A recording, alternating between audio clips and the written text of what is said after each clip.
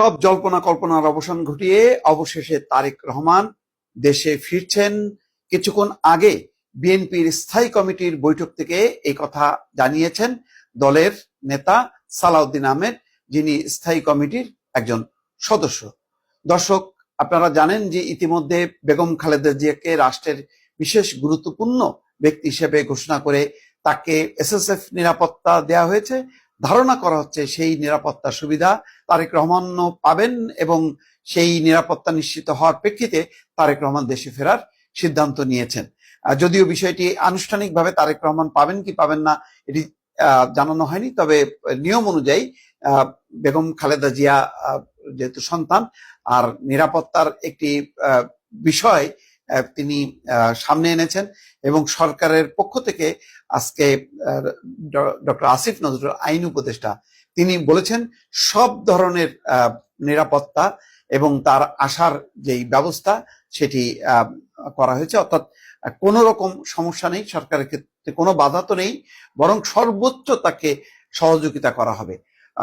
সম্ভবত সরকারের উচ্চ পর্যায়ের আশ্বাস এবং নিরাপত্তা বিষয়ক যে সংস্থাগুলো কাজ করছে তাদের সাথে আলাপ আলোচনা ক্রমে হয়তো সিদ্ধান্ত হয়েছে যে তারেক রহমানের দেশে আসার ক্ষেত্রে কোনো বাধা নেই এবং তিনি ফিরবেন এবং বেগম খালেদা জিয়ার জন্য যেই এসএসএফ এর নিরাপত্তা সুবিধাটা আছে সেই সুবিধাটা তিনি এখন পাবেন, কারণ ইতিমধ্যে একটি নিরাপত্তা ইস্যু সামনে এসছে, এটা সবাই জানেন।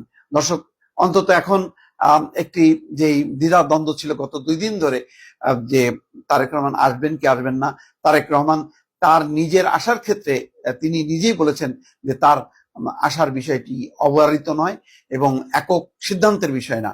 সুতরাং যেহেতু এই কথার বলার মধ্য দিয়েই বোঝা গেছে যে এই দায়িত্বটা সরকারেরও, সুতরাং সরকার সেই অনুযায়ী খুব দ্রুত এমন একটা পরিস্থিতিতে তারা সিদ্ধান্ত নিয়েছে এবং কিছুক্ষণ আগে জানা গেছে যে এভার কেয়ার হসপিটালে এসএসএফ এর সদস্যরা এসছেন এবং তারা রেকি করে গেছেন।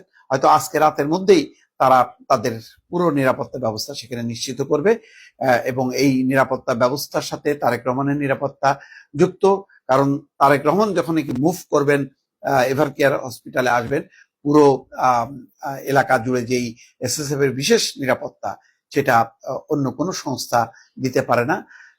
এসএসএফই সাধারণত এই ধরনের রাষ্ট্রীয় প্রোটোকল গুলো পালন করে থাকে এবং নিরাপত্তা গুলো নিশ্চিত করে থাকে। তো তাদের সেই নিরাপত্তার পুরো ব্যবস্থাটা কার্যকর হবে সম্ভবত আজকে থেকে, এবং ফলে তারেক রহমানের আসার ক্ষেত্রে যেই একটি গুঞ্জন ছিল যে তিনি সম্ভবত এই পরিস্থিতিতে আর নাও ফিরতে পারেন, তো সেটির অন্তত অবসান ঘটলো। তিনি ফিরছেন, এটি বিএনপির জন্য নিঃসন্দেহে একটি সুখবর। তবে একই সঙ্গে একটি বিষয় যে তারেক রহমানের আগমনকে কেন্দ্র করে যে পরিস্থিতি তৈরি হবে সেটি বেগম খালেদা জিয়ার স্বাস্থ্য চিকিৎসা সবকিছু মিলায় একটা কঠিন চ্যালেঞ্জের মধ্যে পড়বে এবং সেই কারণেই হয়তো এসএসএফ, পুলিশ, অন্যান্য সংস্থা পুরো বিষয়টি দেখভাল করবে।